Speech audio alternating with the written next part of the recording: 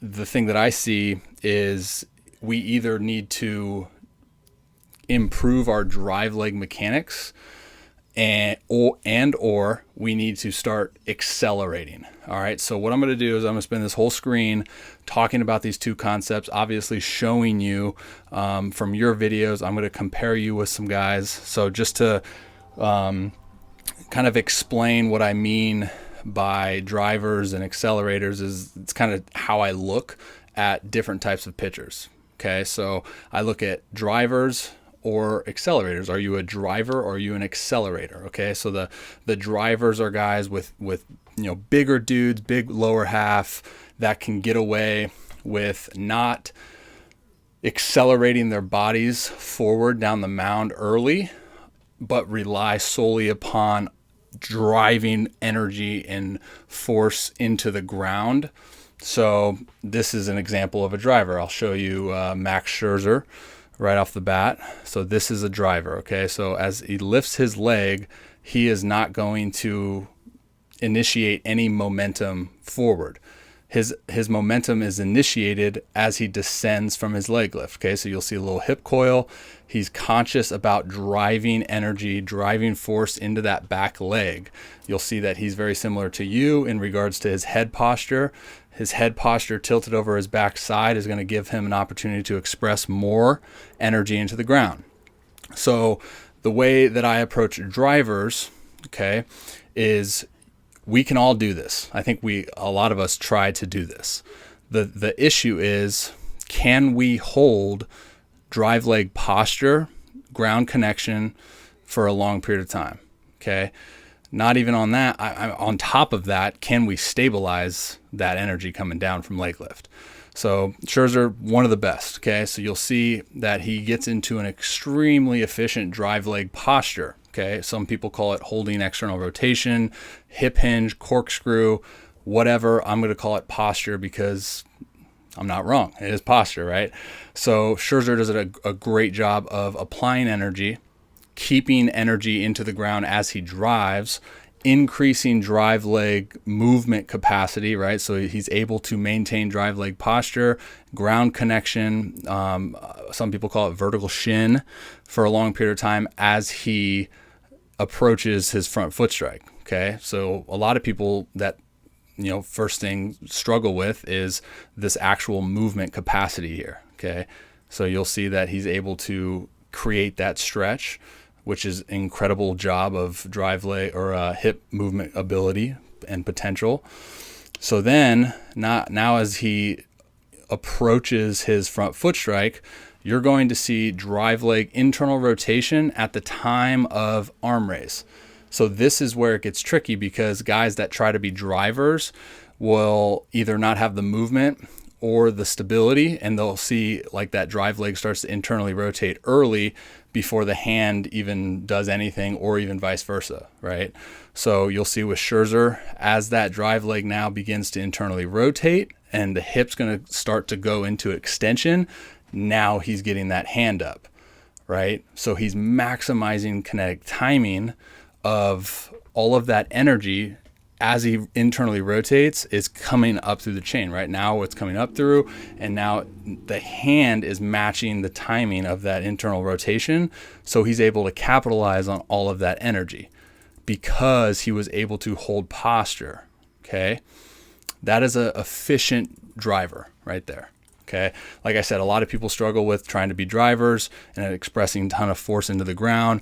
And what we'll see, what I see a lot of times is this lead leg will pull that drive leg into internal rotation early. Okay. So then you're breaking down that timing sequence. All right. Or they just don't have the actual motor control pattern of that move. We talked about that corkscrew or that hip hinge or whatever you want to call it. They don't have the ability to move that way. So then it just falls, or they don't have the stability. So then it just falls. Okay.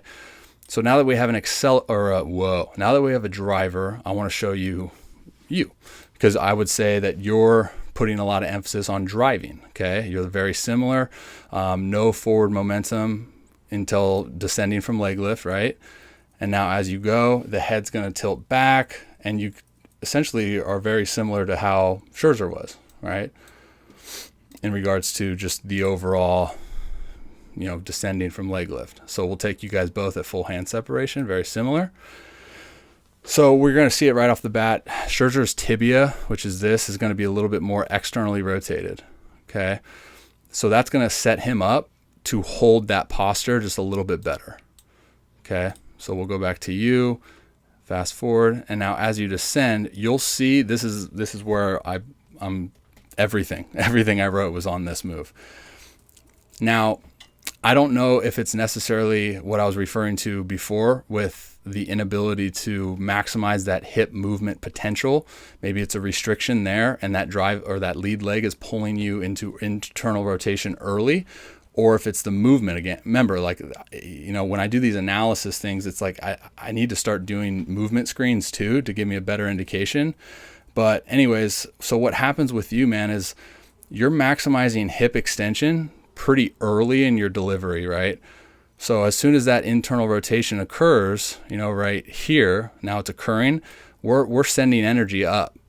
Now, if our hand is down, there's going to be a block. Okay. You're just the timing of it. And again, I want to preface by saying, dude, you're doing something right. You're throwing 95. So this was what excites me is if we maximize that timing, then it's like, holy smokes, dude, what are you capable of? You know what I mean? That's where we get effortless velocity. So as you'll see, you're in hip extension, maximum hip extension right about here. Okay. So now what happens is you have such a strong arm. Your arm now is having to generate independent energy because you've sacrificed that timing, right? So a lot of the energy you've put into the ground, you cut, say 40% of it off. Now you're coming up into front foot strike, you brace really well, and now you're like, dude, I got to freaking let this thing eat. And like I said, you have a really strong arm, so you're able to get away with it in the sense of throwing mechanics, right? So this is where I get stuck, especially with pro guys. I know kind of how to approach it with youth guys because it's like, hey, you just need to, have the stability. But in this case, it's like, all right, well, yes, we can get better at our mechanics and we can get better at utilizing this drive leg. We can increase your movement potential. We can increase the single leg stability. We can set you up to check the box of this pattern. Or do we do the opposite? Do we start blending in some acceleration? Now, I guess I have to go and break down the whole acceleration thing. In the report, there's going to be a ton of context that give you further explanation, but to break down an accelerator, right? Usually guys that aren't as muscular, big, usually rely on fast twitch muscle fibers. I look at Marcus Stroman, Jacob deGrom, accelerators, okay? So they're going to initiate forward momentum before they reach peak leg lift, right? So your brain is sending the body signal of like, hey, we're getting going, okay? Our momentum is going forward, right? The initial move in the delivery is the most extremely important move of all because it's going to set yourself up for the rest. Like the brain-body connection, your brain is constantly sending signals. The thing that I fear with guys, especially at the youth level, who try to defy that gravity, right? Try to get their head back without really establishing good drive leg mechanics, is they miss out on that acceleration, right? And they're sending the brain sending the body signals as in like, hey, we have time. We have time. We can go slower. We can go slower. But anyways, acceleration. So you're going to see Stroman. He's moving forward, right? He's initiating forward momentum in his initial move before he reaches his leg lift.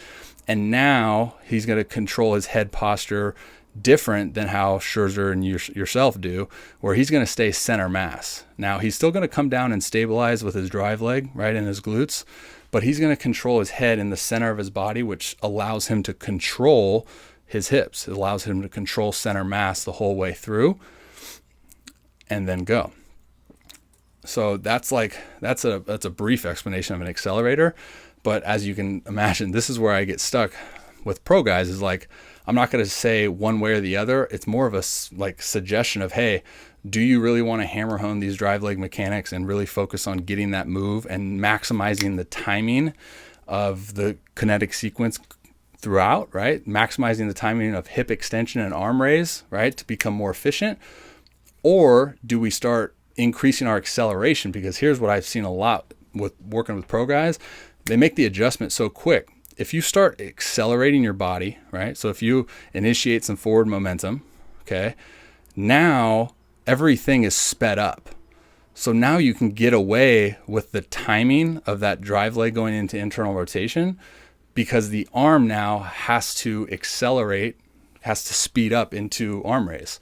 So that could be another way that you maximize that timing of it. Because what I've seen in your long toss is you actually clean this timing up pretty well. Okay, so just notice there's a little bit of a difference. Again, these are very minute things.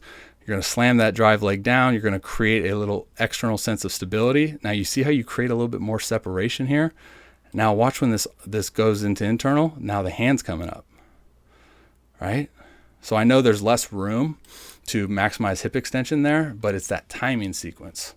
So again, it's more of just like, hey, I'll give you everything in the report. I'm going to break down drive leg mechanics for you in the report, and I'm going to break down forward momentum in the report, and you're going to have a ton of different progressions and recommendations for that.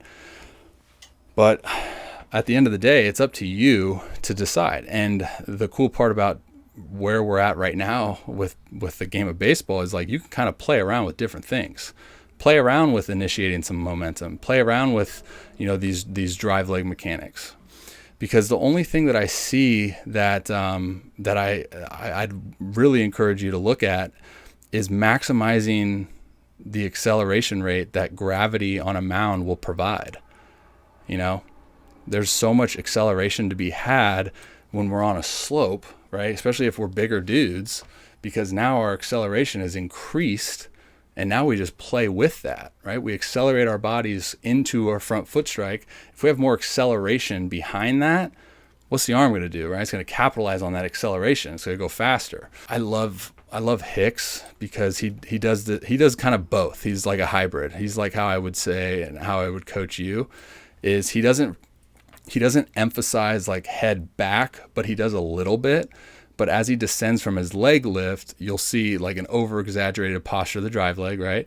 But watch how his head is just abiding by gravity, right? He's staying center mass the whole time.